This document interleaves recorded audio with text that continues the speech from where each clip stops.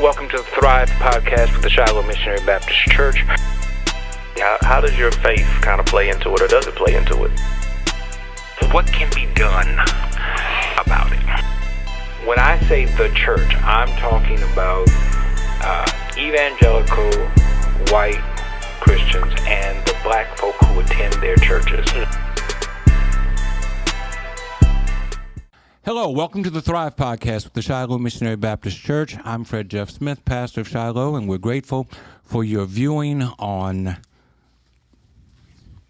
Facebook, YouTube, and Vimeo, and or listening on Spotify, Amazon Prime, or iTunes.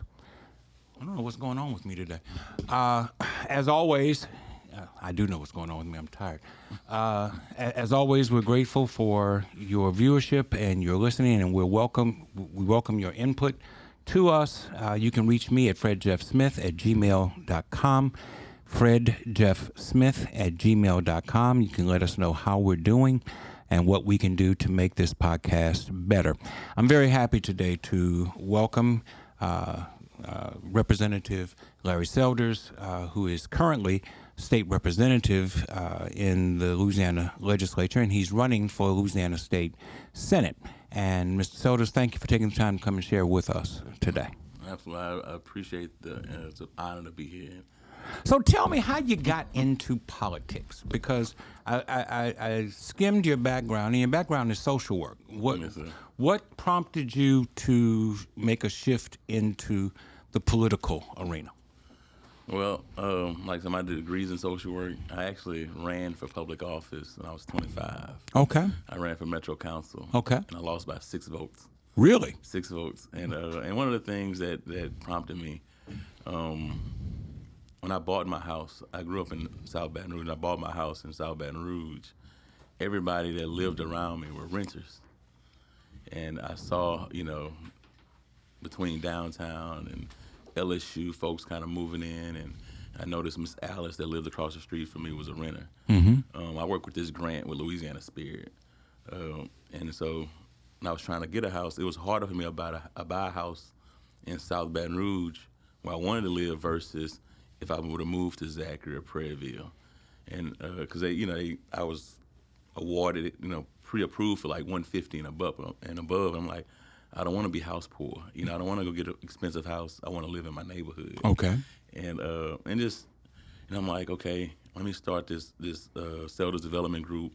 I want to buy adjudicated properties, fix them up. I want to, help owner finance. I just have a whole bunch of goals with no money, because I never knew how expensive it was, and it wasn't even doable. Sure. But I had ambition, and I started going to the council meetings. And I'm like, oh, wait, the council controls the adjudicated property. They control gentrification. And so that kind of sparked my interest. And I actually tried to have my friends run. Like, hey, y'all need to run for this. I don't like the spotlight. I don't really want to do this. And no one wanted to do it. And I felt like I stepped up, and I tried. And I lost 6 votes. But I didn't just run away from the community. I kept being active. And then I got on the break board. The same person that beat me put me on the break board, T.H.R.I.V.E. And her husband coaches my kids to this day. Okay. But, because it's not personal. And so just being on the break board, learning more about, how, public dollars work. And so then I was waiting to run for the council seat. I was like, I want to be a council person. That's what I lost. And then the opportunity came to run for the House. Nobody was running. And the constituents, people in the area, like, why you just don't run for the seat? I'm like, man, I don't know. And at this point, fast forward my life, I owned a mental health agency. That's what I do for a living. I own a property, and I was like, you know what? I'm gonna go buy 100 signs, just put them out, see how the public receives me, and it was great. The feedback was great. I was excited about it, and that's really how I got into it. But it's like I said, I'm a social worker. I didn't see a lot of stuff going on at the Capitol that advocated for mental health. So I'm like, I can be a fresh face. I can talk about mental health. Mental health doesn't have a color. Mental health doesn't have a party. Mental doesn't have, a social economic background. And everybody uses mental health. Everybody has people in their families, that suffers from mental health. And so that's what really sparked my interest, and that's what I, went to champion stuff about mental health. So that's really how I got here. Interesting that you say that. A couple of things came out of your response that I want to address. Let's start with the mental health piece. What role does poor mental health play in addiction? Or is it addiction that feeds into poor mental health? How does that balance itself? That's awesome, because a lot of that stuff correlate. A lot of them have, co-occurrence addiction. Sometimes people use chemical dependency to deal with mental health. They self-medicate. And sometimes if you're dealing with addiction, that stuff affects your brain and you develop mental health issues. You may, have a chemical imbalance that causes you to start being kind of schizophrenic or bipolar. So they all kind of run together, because you don't know how your brain is going to be receptive to drugs. And sometimes you already have a mental health issue, you're trying to self-medicate, and then you get on drugs and it makes it worse. So I think those stuff occur together. So I do addiction counseling and I do mental health counseling, because it all works together. And I went to U.H.I.V.E, but I grew up in South Baton Rouge. Yes, sir. The folks at my school was doing the same thing my cousins and my friends are doing in my neighborhood. But I realized those kids were getting diagnosed. Our kids were getting labeled bad kids versus, you have a mental health issue, a behavior health issue. They have ADHD. They can get medicated. They can get counseling. They can also get accommodations in They can school. get accommodations. All that stuff matters, and we're going to whoop it out of them. We're going to pray it out of them. We're not going to go to the doctor because he's just bad. Or they're developing criminal records. And that's all, and that's what I'm saying. Like, now you get labeled. Yeah. Now you think, I am a bad kid. Right. No, man, you're not a bad kid. And so I did the work. I worked in Jetson. I worked in group homes. And so I was able to correlate the people I grew up with in my neighborhood and the people I went to school with, and they were doing the same things, but they didn't have the same opportunity. And so that's kind of sparked my passion for social work. And that's what sparked my passion. Like, we need balance. We need to catch these kids early. We need to, and we can get diagnosed early, and we can get accommodations early. We can have a successful outcome. And so I just took what I was doing every day, and I wanted to use it as a platform. And so I ran for public office. When you talk about the distinctions between the kids in the neighborhood and the kids that you went to school with, what do you feel like was the primary difference? Was it parental involvement? Was it economic opportunity? Was it race? Was it some combination of those three? Or was there some other factor that allowed the U-High students to have different outcomes than the kids that you grew up with in South Baton Rouge? Well, definitely like the parental involvement was was a big thing. Also, access to care. It was an even bigger thing. So that has to do with income, with wealth? Income, yeah. Okay. That's income. Oh, yeah, Okay. access to care, I have family members that, that wasn't going to the doctor regularly. That, you assume that something's wrong with them, or they just, we get labeled bad, but you never take them to the doctor and say, hey, these are the issues that I'm seeing with my child. They're just all over the place. They just, you can't beat it out of them. Right. And I think with the other side, they like, something's wrong with my child. He's all over the place, but you got to accommodate that. And they're fighting and advocating for that. When you have parental involvement, you have folks fighting and advocating for you. Right. Versus you just sending your kids to school and they getting in trouble, and now you got to figure out where they're going to stay all day after they get kicked out. Versus fighting because you don't know why your kid's doing that. Because you don't know. Because you did that. It's generational. So if you don't know, you don't know. And I think it's important for folks to advocate for, hey, it's okay to get your child evaluated. It's okay to label, because everybody was like, I don't want to label my child. But that helped them. That gave them more time on the ACT. That gave them more time to take their test. I benefited from that kind of stuff. And it's okay. That don't make you less smart, or it just your brain works differently. You deal with things differently. Some people have anxiety, so it's hard for them to take tests. But if you don't have a coping mechanism, you may need a fidget spinner. You may need a stress ball. It may be something as small as something to do with your hands, click a pen. But if you don't know, you really don't know, and nobody's teaching you that because you don't want to put your kids in therapy. And sometimes in our community, you being in therapy is a black eye, and we gotta be comfortable having those uncomfortable conversations. The other thing that I have noticed is there is a lack of patience with therapy. Yeah. People think I go once or twice and I'm supposed to see an immediate resolution to the issue.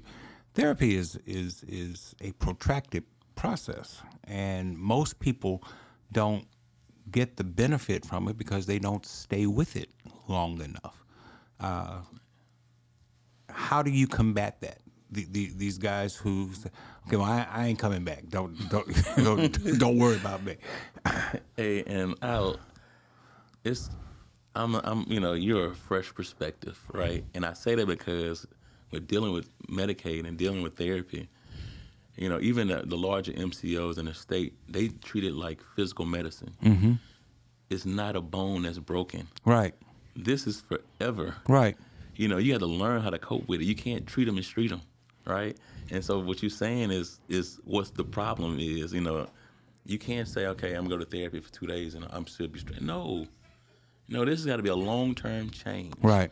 And if you're not committed, or if we don't have the resources, because sometimes you only get so many visits with therapy when it comes to the population, we advocate for, then they're going to go back to doing the same thing. And so those are the things that we fight for, long-term care, versus you get 1 visit or 2 visits a year, and that's it. And now you got to pay out of pocket. Well, I can't afford it. Right.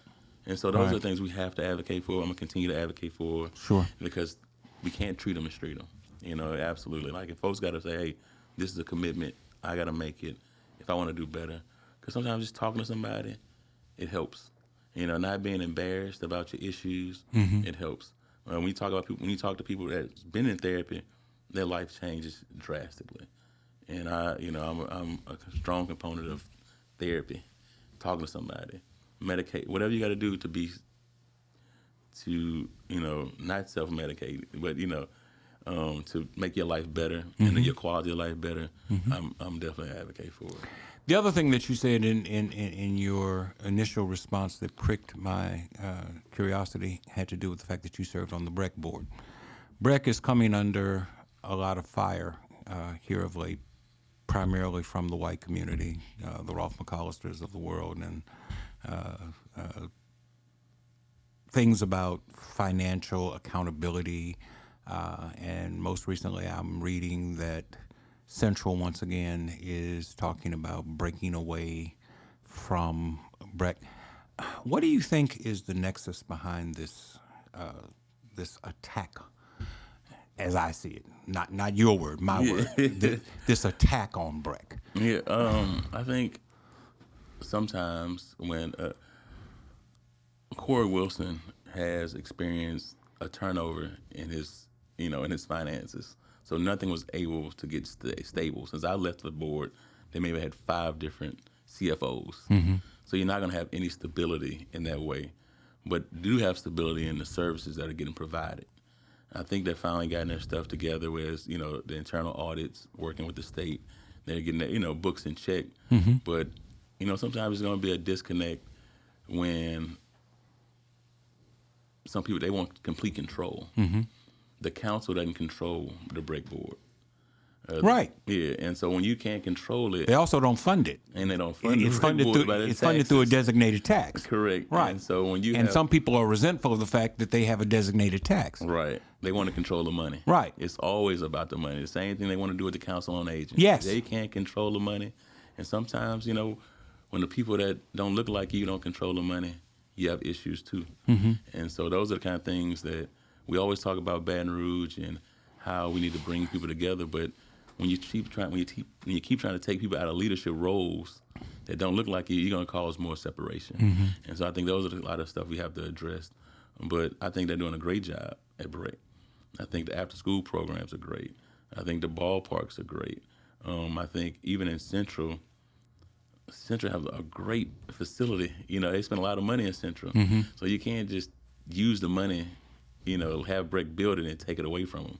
And they've been managing it for so long. Oh, did anybody tell St. George that?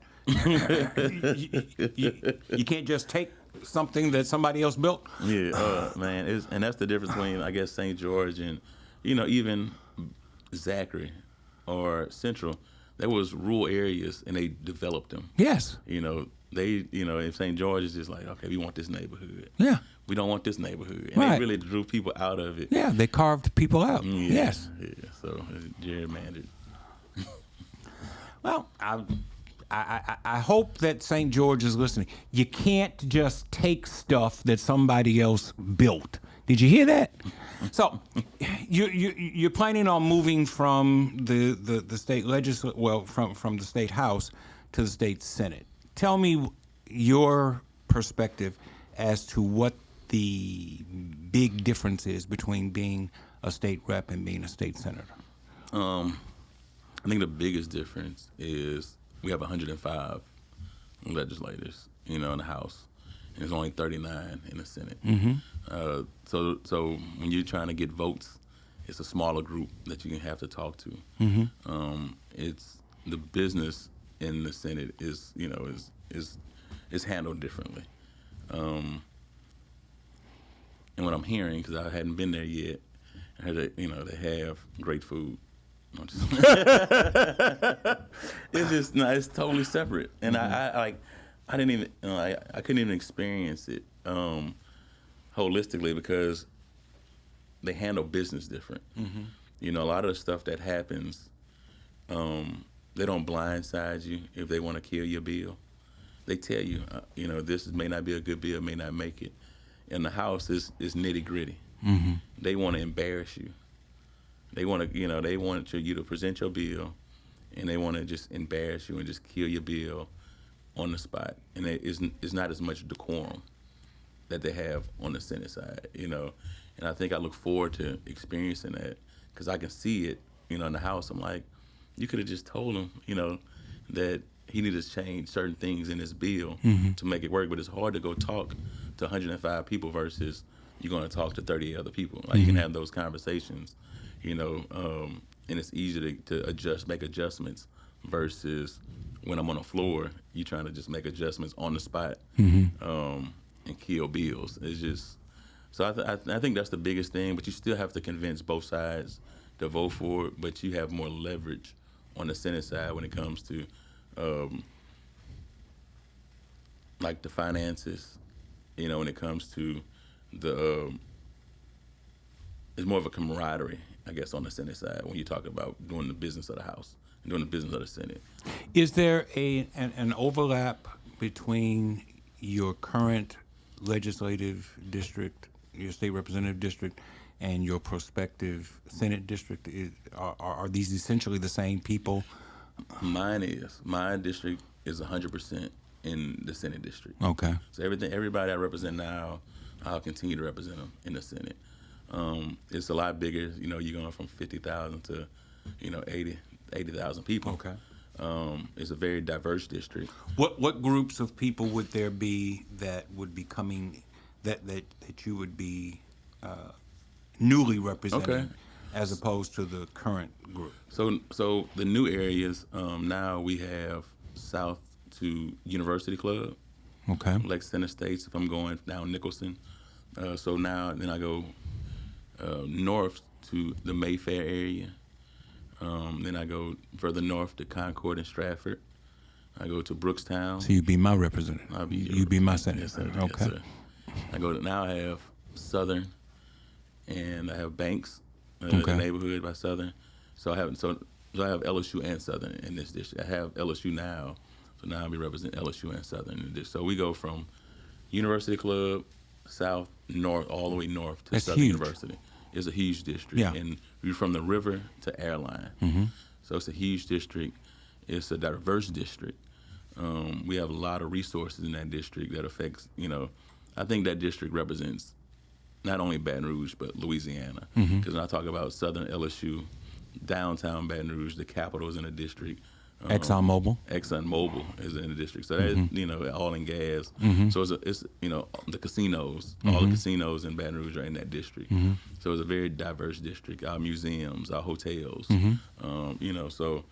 so much history in that district. Talking about Old South Baton Rouge, talking about the churches that's in that district. Right.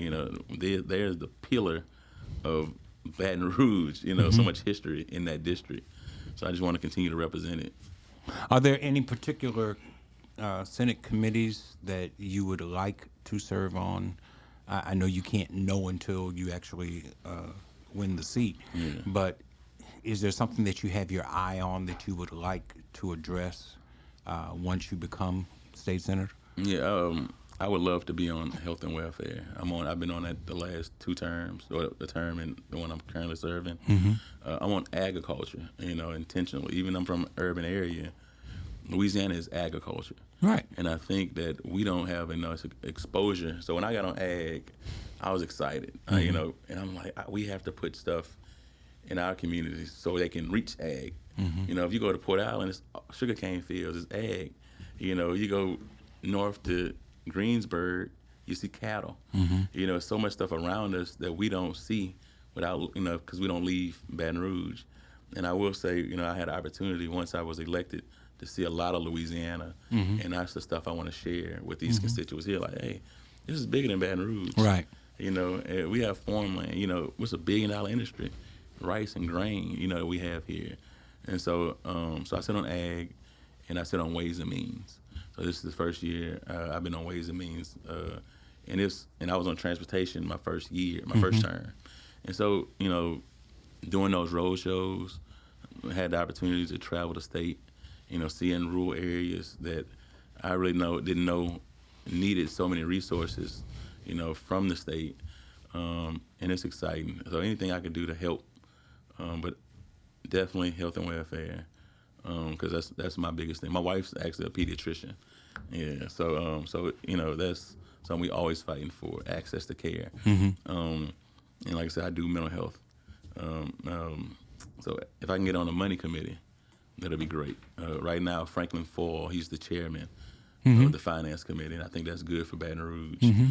So I would like to get on those committees as well. So that's those 2 things. If I can get on health and welfare and a finance committee, a money committee, you can bring. It's better to bring those resources back. Mr. Foyle is a Republican, and you're running as a Democrat. Correct. So I'm hearing that you have the ability to reach across the aisle and negotiate with people from different parties. Absolutely. Is that correct? Yes, sir. That is definitely correct. And I think that's important. If you want to get stuff done, especially when the Republicans have the super majority and the governor, you have to be willing to walk across the aisles. To work across the aisles. One of my first pieces of legislation was making Juneteenth a state holiday. And that was some pulling and pushing. But they understood the importance, and then and they understood me because I was able to talk to them. I had great working relationships with them, and they trust me. And so those are the kind of things you have to develop when you want to be a productive legislator. I had Quentin Anderson here last week, and one of the questions I asked him was with regard to the Legislative Black Caucus.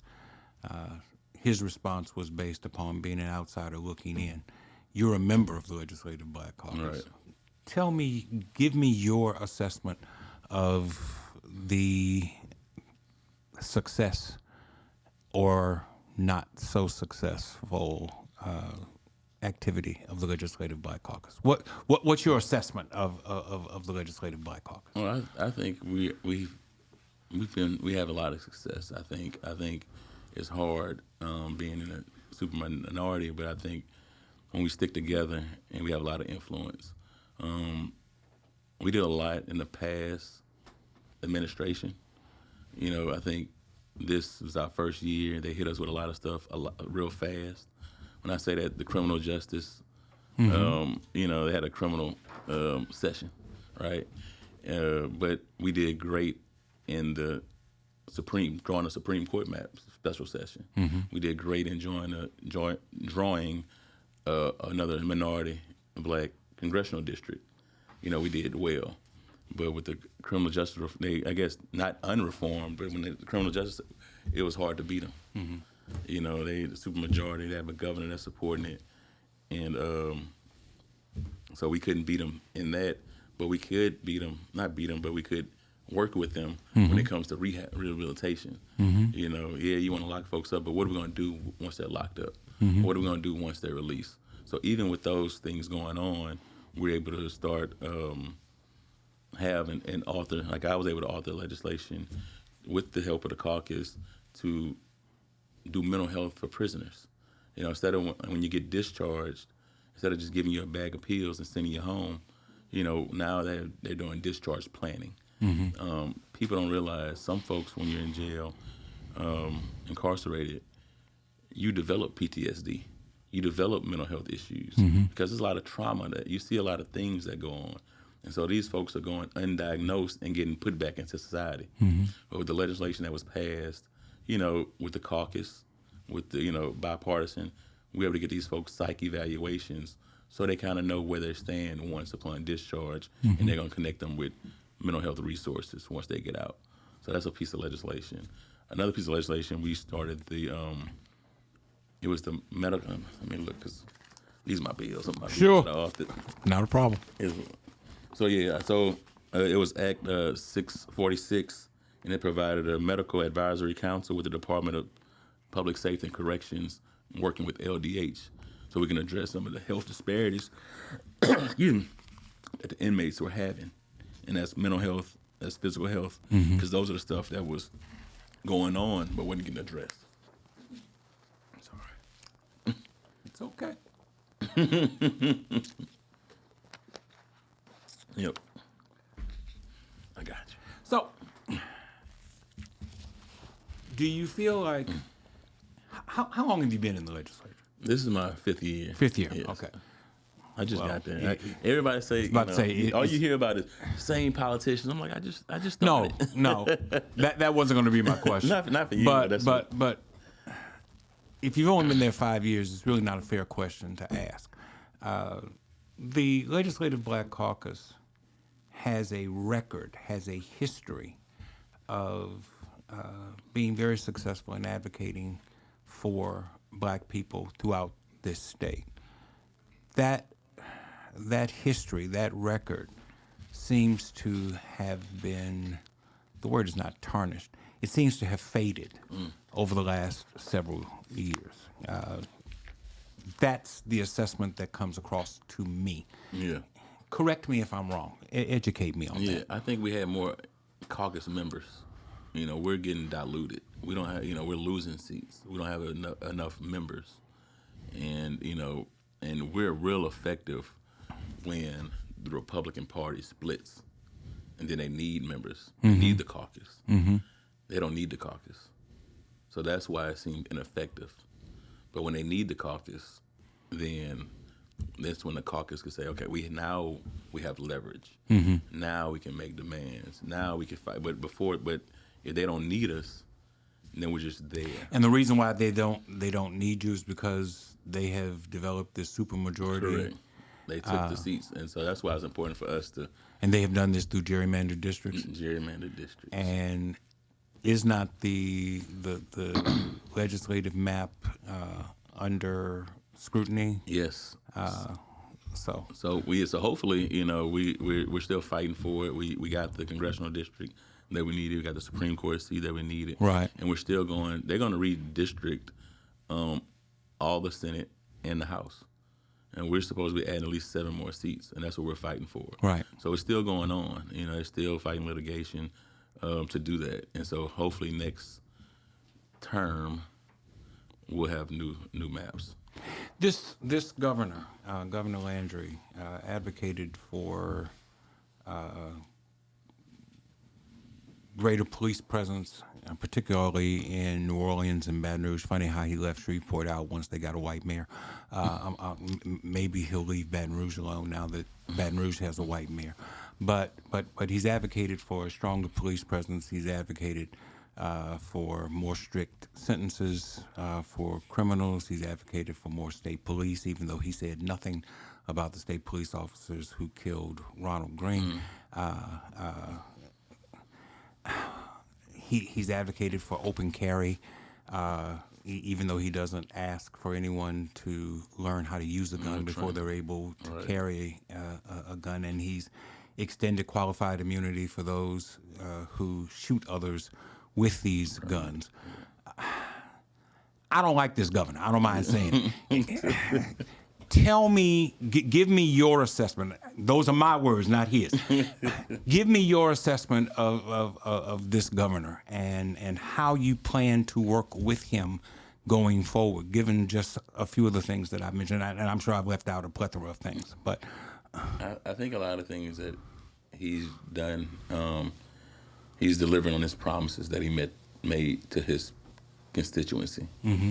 You know, and they may not look like me. You know, he extended, you know, they dropped the age of an adult to 17. Right. They're trying to charge kids, you know, as adults that's under 17 for violent crimes. Right. You know, they're permitless carry with no training. You know, those are the things that we fought for in the past, but they had a governor. We had a governor that was vetoing this stuff. Mm-hmm. But those are the promises that he, you know, that he probably say, look, if y'all pass this stuff, I'm gonna sign it. Mm-hmm. And so that actually helps you rally up support to get you elected. And so, you know, I think he's done stuff to appease people that helped, you know, him get elected. Mm-hmm. I do think that, you know, he's the governor at the end of the day, you know, and he has the power of that pen.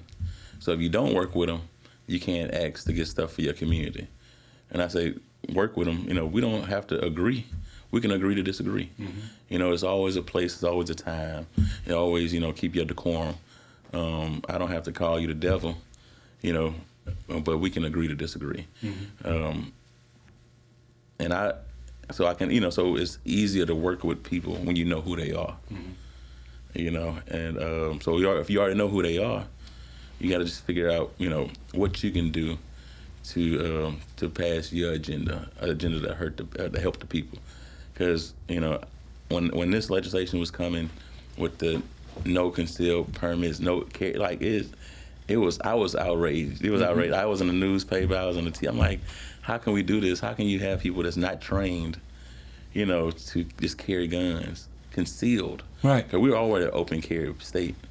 But now you have police on high alert because now anybody could have a weapon with no training, you know, and you don't have consequences. Like no. And if you have a permit, now you have immunity. Yes. You know, so everybody's a police officer now. Yes. And so I don't, you know, I just think that, you know, we can't take every other state's plan and implement it here. You know, and I say that because, you know, yeah, they're doing it in Florida, but you can look at what's going on in Florida. Texas, Alabama. That don't mean it's good. Georgia. That, you know, that doesn't mean it's working. Yeah. You know, but it also means he has no creativity. It means he doesn't think. Yeah. I don't know his why, but that's my assumption. Well, he thought he was going to be Attorney General, but the president picked somebody else to be Attorney General. I got you. I would have been happy because he would have gotten out of the governor's seat. Yeah. But it's an interesting thing that Louisiana was so gung-ho behind Donald Trump, and it does not seem that anyone from the state benefited in the way of being elevated to national office. Right. I haven't heard of anyone being selected for his cabinet from Louisiana. Why do you think that is? Especially when Louisiana was so gung-ho behind this I don't know. I think, you know, and maybe, you know, we have Steve Scalise. He's the president of the Republicans, right, in D.C. Mike Johnson, Speaker of the House. We have, you know, Congressman Fields and Congressman Carter. So, you know, I hope it brings resources back to Louisiana by having so much influence and power now in Congress. And I don't know if that's why. I don't know they, you know, so gung-ho because they wanted to the president on their team. But if it can, hope it brings resources and don't hurt the people of Louisiana, because we have some powerful folks in D.C. right now. But if it's not going to be beneficial, it don't have no purpose. And I don't know. I don't know why. And a lot of people got a lot of hate in their hearts, man. There's a lot of people. I would prefer to call it loyal opposition as opposed to. I love America. Yeah. I don't love the direction that this country is going. I heard you say a few minutes ago that you feel like you're capable, and you have shown in the past your ability to reach across the aisle. The tribalism that exists on all levels of politics, local, state, and national, makes it more and more difficult. It makes me more and more skeptical about the ability to reach across the aisle and do bipartisan work, which that's the term everybody wants to use. Right. It was bipartisan. So I guess if you've got 100 Republicans and 1 Democrat, that makes it bipartisan.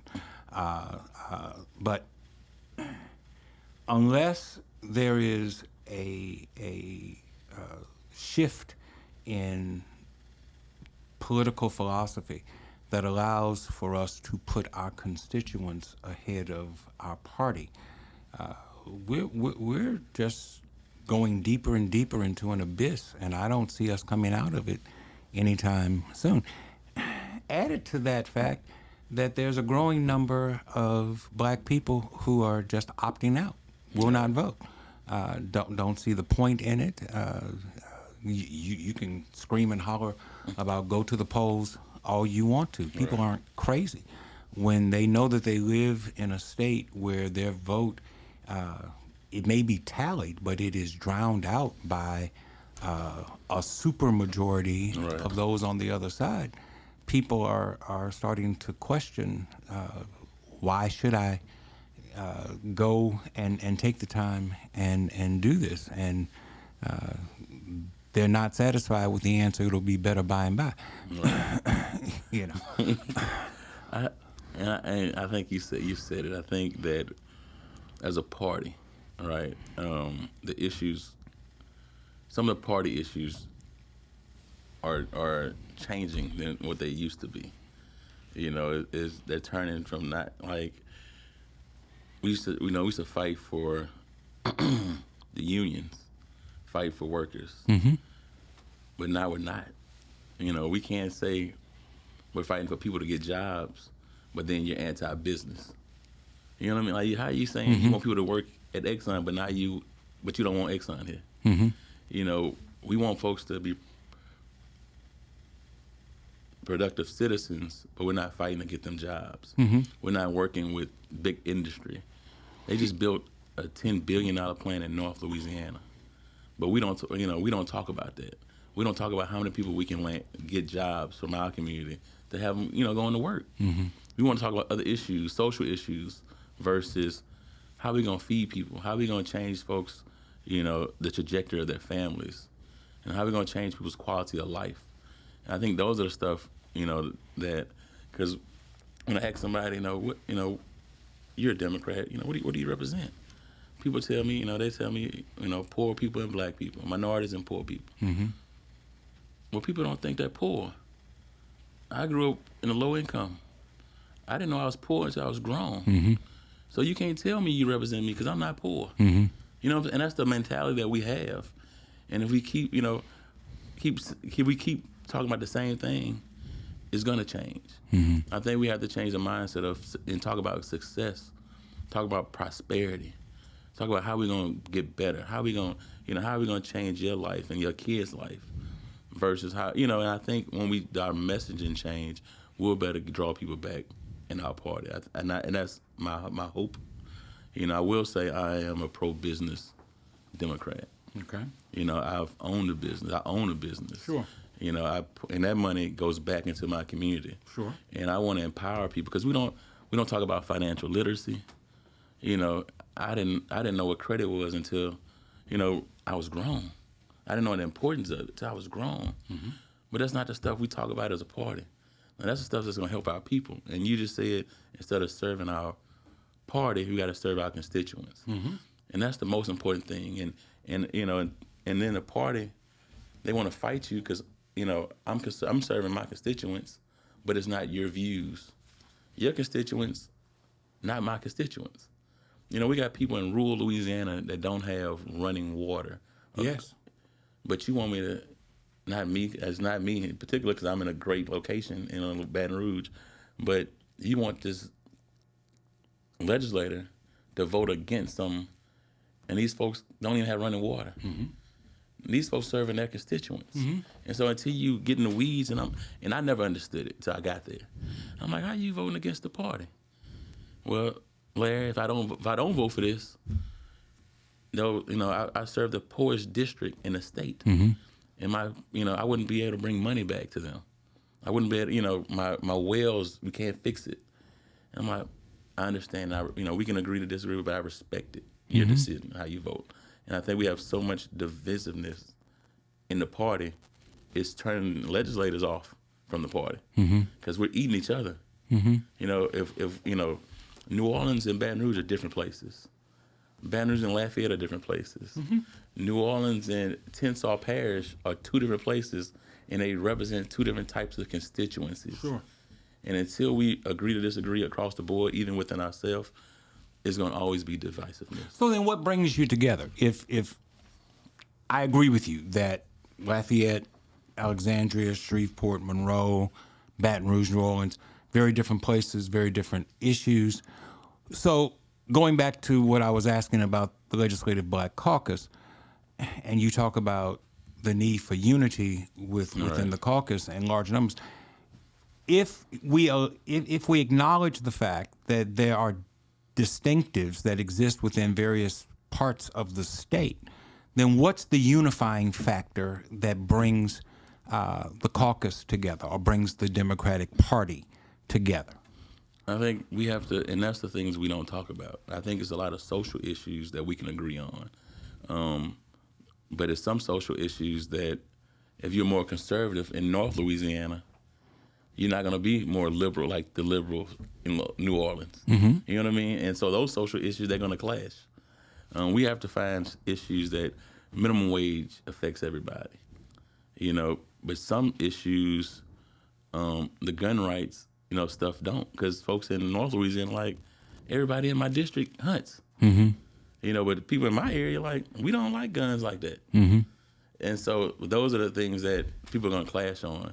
So we have to find issues, agree on issues. Okay. And I'm asking you. Yeah. You didn't really answer my question. I'm trying to figure out what issues we are. What are the issues? What, from your perspective, what are the issues that can unite the Legislative Black Caucus and the Democratic Party? Healthcare, access to healthcare, early childhood development, raising minimum wage. Those are the issues that can unite, and we should have to continue to fight for those things. Being fair and equitable in Louisiana. Those are the things that we can unite. You said that you're a pro-business Democrat. I'm not opposed to that. I'm not anti-business at all, but I do think that business and industry needs to be a good neighbor. I agree with that. And business and industry have been allowed to escape their responsibilities to the state through tax exemptions,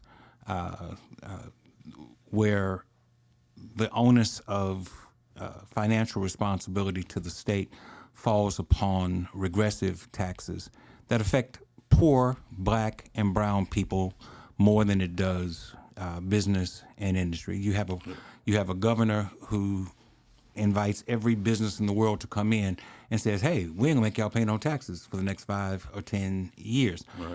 Just come on in." But on the other hand, we're going to raise regressive sales taxes in the state. And I see a difference between entrepreneurship and working for a major industry. I am very much in favor of a return to Black entrepreneurship. But it's a very different prospect than a guy who serves as a site manager at Dow Chemical or ExxonMobil. Those guys are insulated from the responsibilities of entrepreneurship that a guy like you said you're an owner of your own business. Right. You have responsibilities that guy does not Right. have. Right. So how do you mend that?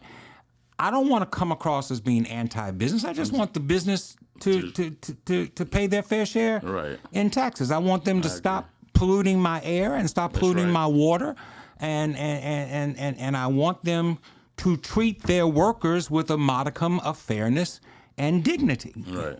So how does that work out? All right. So when I say pro-business, I support business. Yes. I received the union endorsement. I'm a union guy, so let me say that. Okay. But when I say pro-business, I mean, like, if you think about the buildings on Government Street, and for a business to come into our community, I don't have a problem with offering them incentives to renovate buildings or tax credits to renovate buildings. You know, to like these corridors we have a lot, like even downtown. That's how you build a vibrant downtown, by offering incentives. I agree with that. I think they should. You know, why would I put a store somewhere taking a risk if you don't offer me something? And so I think about, you know, you got to be good stewards. You know, we are in Council Alley, right? And I think about the river parishes and the opportunity that they give folks to work at Exxon. I was able to meet, because, you know, growing up, you don't know what people do for a living. Sure. When you become an adult, you're like, I was wondering how y'all got that big old house. But you've been working in a plant for 30 years. You retire a millionaire. You're changing your trajectory for your children. So when I say that, I mean, like, I understand the tax cuts. I understand that for you to come here and build a $10 billion plant, and you're going to hire over 70,000 people to work in it, that you want something from us, the state. You want a tax cut. You want a tax break. Why else would you come here versus going to Austin like everybody else? That's my perspective. Okay, but the flip side of that, and the thing that media never asks, or at least I have not seen where they've asked the question, is, all right, we're going to give Amazon a tax incentive to invest in our state. Who's going to pick up the tab for that? What if you're telling him he doesn't have to pay taxes, somebody does. Who is that person? And more often than not, it's me and you. Right. It's John Q. Public, and we pay it through regressive sales taxes. Sales taxes in the state just went up from 4.5 to 5%. It's gonna go up again. Last time I checked, please correct me if I'm wrong, the state has a $550 million hole that they don't know how to fill, and yet you're talking about giving people tax incentives. Yeah.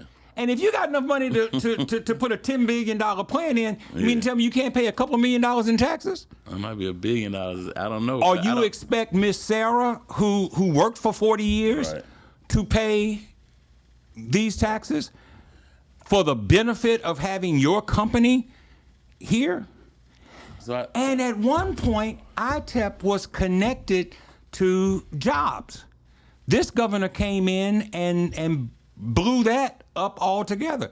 The previous governor, John Bel Edwards, said that there has to be evidence that a certain number of jobs are going to accompany these incentives that you are seeking.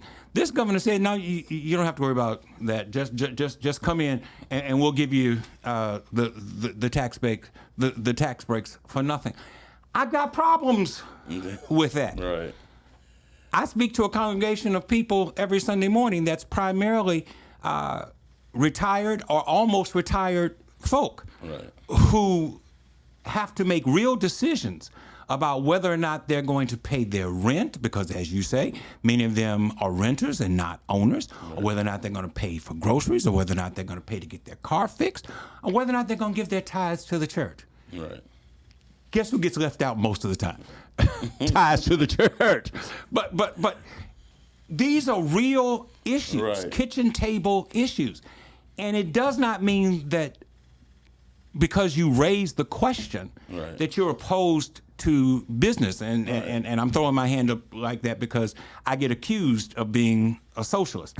I live in a capitalist society. I know that that's the way it works. I'm not a big fan of capitalism. I speak out against capitalism, but it exists. Right. I don't think it's fair to try to balance a state's budget on the backs of poor people. Right. Black, brown, white, male, female, doesn't matter. But you're trying to balance it on the backs of poor people.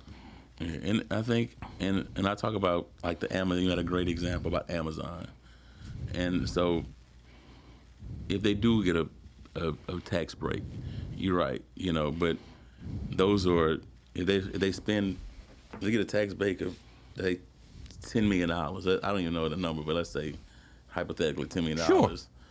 But their hiring and their payroll is $50 million. And that money's going back into Baton Rouge, into the housing market, and that money's going back into the schools because the people's buying houses next to their jobs. That money is an investment from the city of Baton Rouge or the state. It's an investment. It's an upfront investment. That tax break is not. It's an investment, and in that perspective, that money is getting spent back here. So with a $10 million investment, you're getting a $40, $50 million return on your investment back into your community. That's how I receive it. The jobs, the housing market, the taxes getting paid, the millages, the stuff that's going back into BRIC, the stuff that's going back into the Council on Aging. That's how I receive it as taxes.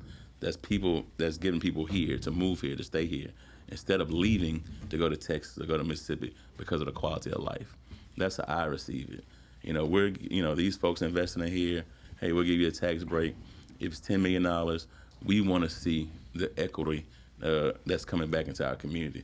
Now, if you're not pouring back into our community, if you're not hiring people with jobs that live here, that's a problem.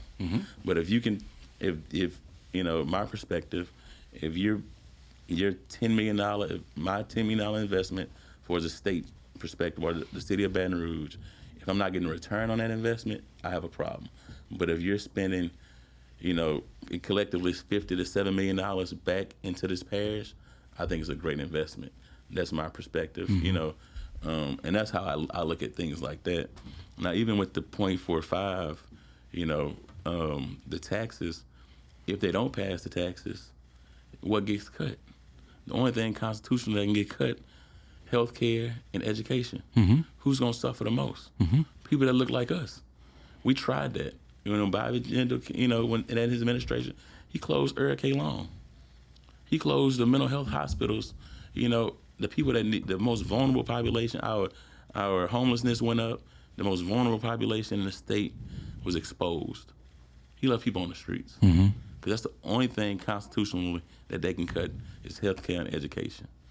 And so, and how they fixed that was when John Bell came, he did a 0.45 tax to offset that cost. So the same thing he did as a Democrat is the same thing, I guess, what our governor's trying to do, but he went a little higher. Yeah. He went a little higher. But, not saying I agree with it, but I'm saying cutting health care is not an option. Cutting education is not an option. Not for me. Not when I know that's the most vulnerable population. When I think about, there's no sales tax on food. So, I'm like, a lot of stuff, that people's like, you're taxing people, but you don't pay taxes on food.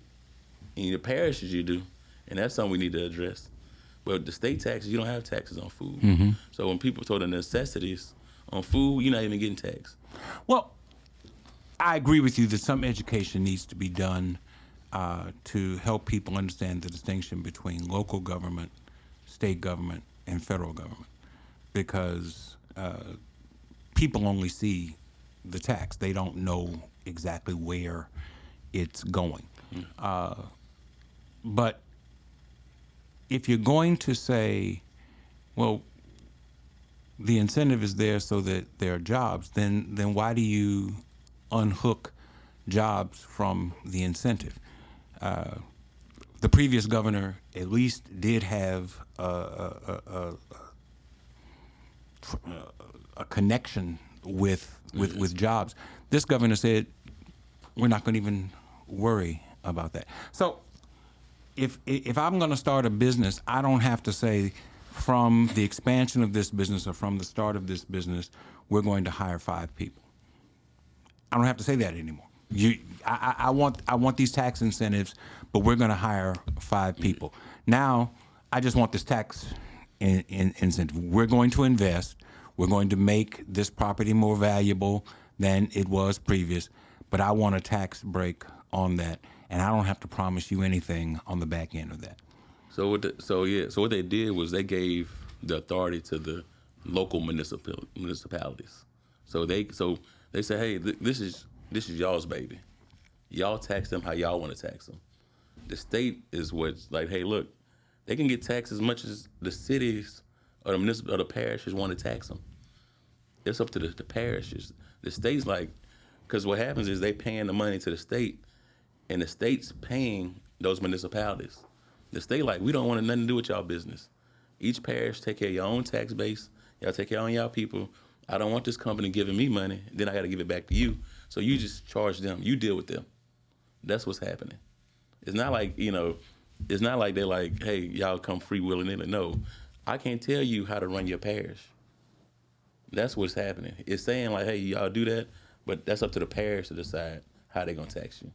So that's what's going on. And that's what they've been doing, is giving the parishes more control instead of having to go to the state. But with the ITEP situation, there were 3 entities that had to give their approval. The sheriff's office, the school board, and the Metro Council. Yes.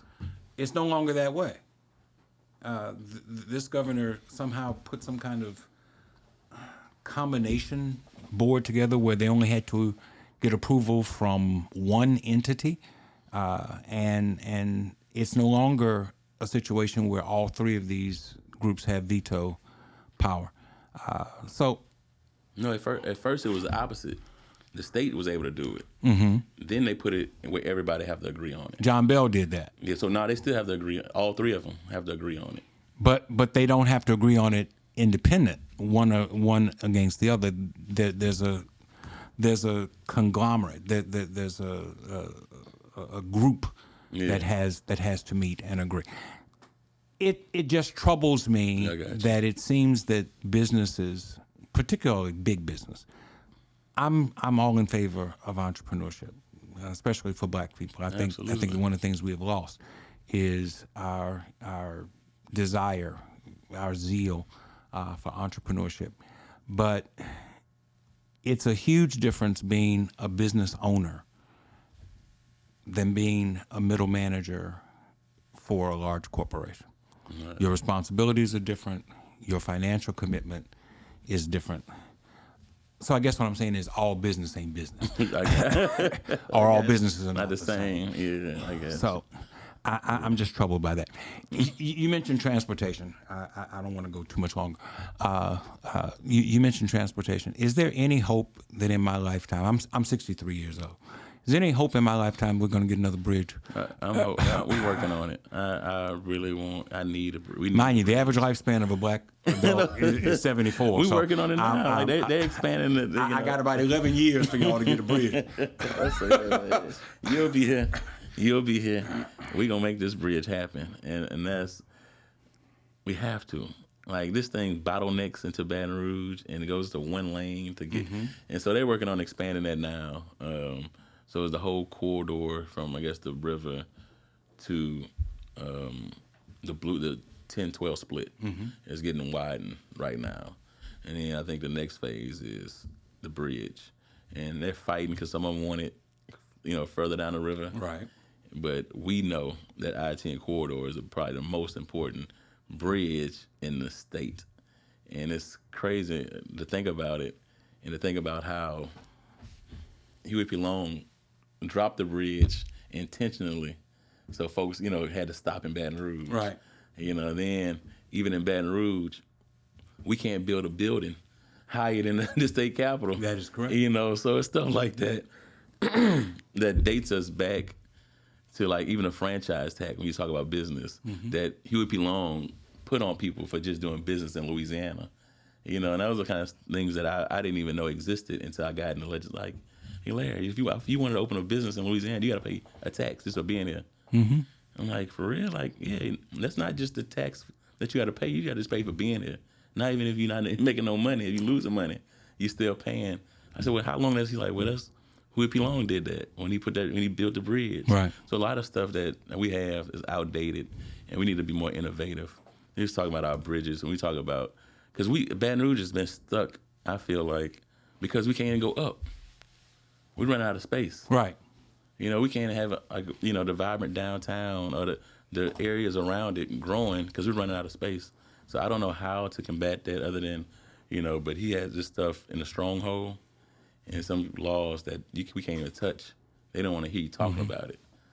It affects us. Are you in favor of a constitutional convention? No. I know the governor. No, I'm not. No, he wanted to rewrite the Constitution man, you don't want to open up in a that. week and a half. But I'm just curious. No, indeed. Are you in favor of a constitutional No, convention? not at all. Okay. Not at all. That's the worst thing that could happen. Because he want to open it up and just do what he want. Right. We can't do that. Right. Now, I do want to take the education piece out and the healthcare piece out and figure something else out about that particular piece, but it's not worth opening it up because there's a lot of stuff they can change. Even with the amendments coming up now, they just want people to be able to vote on allowing the legislature to determine what crimes anybody under 17 should be charged for as an adult instead of bringing it to the people. Right. And we talk about when we talk about the tax stuff, the votes are made is just allowing the people to decide on if they want to be taxed. And that's what the misconceptions that people have. Like, you took votes to do this, so you took vote. No, I took a vote to give people options. We're going to determine if we're going to tax ourselves. And if we don't want it, we're not voting for that. But so it's more important for me to let people know that elections do exist and they're coming up fast. And we have amendments on our ballot. And we should be aware of what's going on around us. So those are kind of things that's important to me right now. Look into that camera and tell our viewers and our listeners why they should vote for Larry Selders for state senate. Okay. I'm from Baton Rouge, raised in Baton Rouge. My kids are here. My family's here. I'm a child of Baton Rouge. And I've been fighting in the legislature for the last 5 years. And I do love my job. I would appreciate a promotion, or the opportunity. I'm just blessed to have the opportunity to even run for it. So with your prayers, vote, and support, I would like to be a next state senator in District 14. Mr. Selders, thank you for taking the time to come and share with us today. I appreciate you. Thank you for viewing. Thank you for listening. We'll be back again next time.